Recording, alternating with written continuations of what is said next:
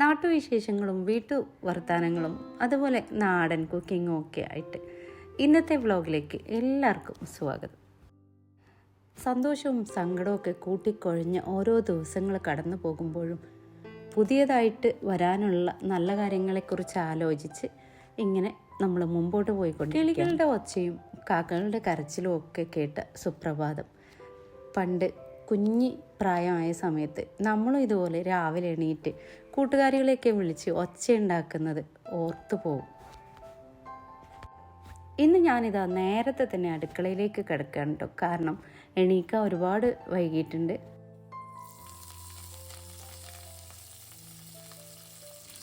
ഇന്ന് രാവിലത്തെ മെനുവിൽ നമ്മളിതാ മക്രോണി ഉണ്ടാക്കാനാണ് എഴുതി വെച്ചിട്ടുള്ളത്.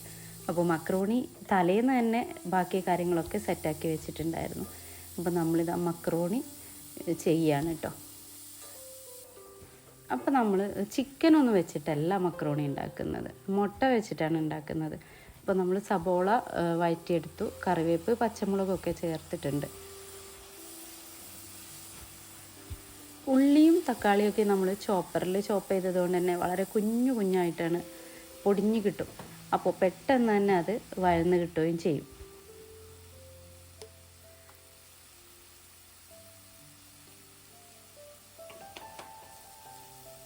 കുറച്ച് മഞ്ഞൾപ്പൊടി, മുളക് പൊടി, അതുപോലെ പാകത്തിന് ഉപ്പും ചേർത്ത് നമുക്ക് നന്നായി ഇളക്കി യോജിപ്പിച്ച് കൊടുക്കാം.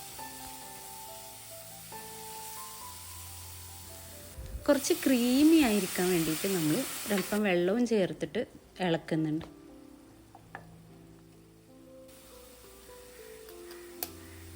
നല്ല ക്രീമി പരുവായതിനു ശേഷം നമ്മൾ മുട്ട അതിലേക്ക് പൊട്ടിച്ച് ഒഴിച്ചു കൊടുക്കുന്നുണ്ട്.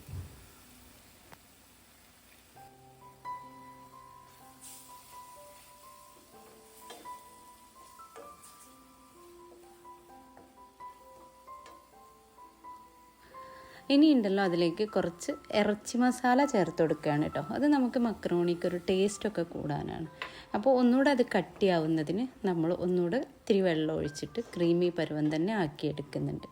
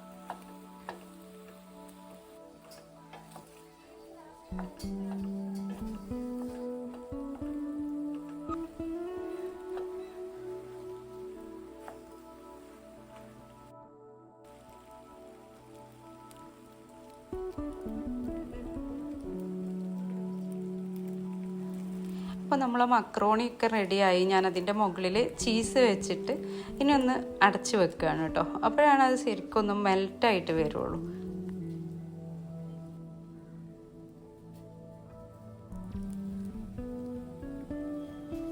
അപ്പോൾ അടിപൊളിയായിട്ട് നമ്മുടെ മക്രോണി ചീസൊക്കെ ആയിട്ട് റെഡി ആയിട്ടുണ്ട്. അപ്പോൾ എല്ലാവരും കൂടെ ഇനി വിളമ്പി ചായ കുടിക്കാൻ വേണ്ടിയിട്ട് റെഡി ആവുകയാണ്.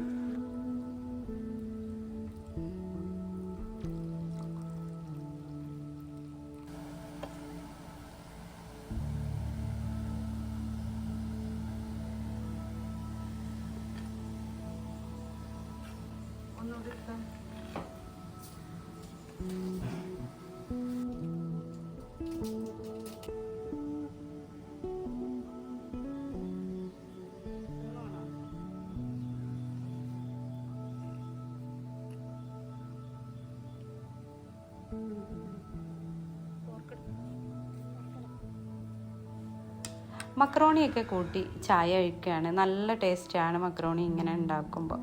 അപ്പോൾ ഇന്നത്തെ രാവിലത്തെ ഫുഡ് ഇതൊക്കെയാണ്. ഇതൊക്കെ കഴിഞ്ഞു പിന്നെയുള്ള പരിപാടി നമുക്ക് ദന്തപ്പാല ഓയിൽ അതുപോലെ ദന്തപ്പാല സോപ്പൊക്കെ ഉണ്ടാക്കുന്ന പണിയാണ് കേട്ടോ. ദന്തപ്പാല ഓയിൽ എന്തിനാണ് യൂസ് ചെയ്യുന്നത് വെച്ചാൽ താരന്, മുടി കൊഴിച്ചിൽ, അതുപോലെ മുടിക്ക് നല്ല നീളവും നല്ല തിക്കൊക്കെ വരാൻ വേണ്ടിയിട്ട്. അതുപോലെ അതിൻ്റെ സോപ്പ്, പിന്നെ നമ്മൾ ഉണ്ടാക്കുന്നത് നെല്ലിക്ക സോപ്പ് ഉണ്ടാക്കുന്നുണ്ട്.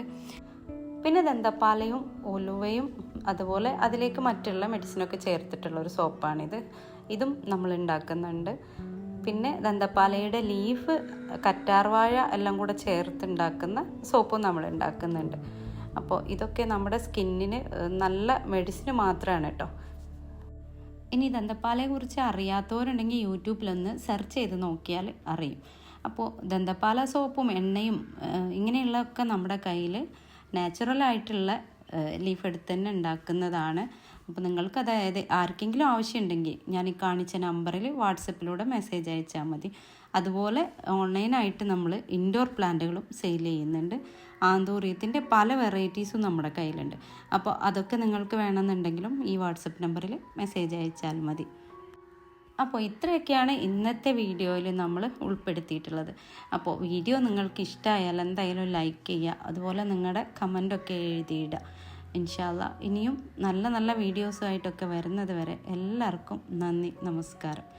ആന്തൂറിയം ചെടികൾ നമ്മൾ ചട്ടിയോട് കൂടെ അല്ല കേട്ടോ അയക്കുന്നത്. ചട്ടിയിൽ നിന്ന് ഒഴിവാക്കിയിട്ട് പ്ലാസ്റ്റിക് കവറിലാക്കിയിട്ടാണ് അയക്കുക. അതുപോലെ തന്നെ DTDC കൊറിയർ വഴിയാണ് അയക്കുക. ഇനി പോയി ഒന്നും വാങ്ങാൻ ആളില്ലാത്തവരാണെങ്കിൽ അവർക്ക് സ്പീഡ് പോസ്റ്റ് വഴിയും നമ്മൾ അയച്ചു കൊടുക്കുന്നുണ്ട്.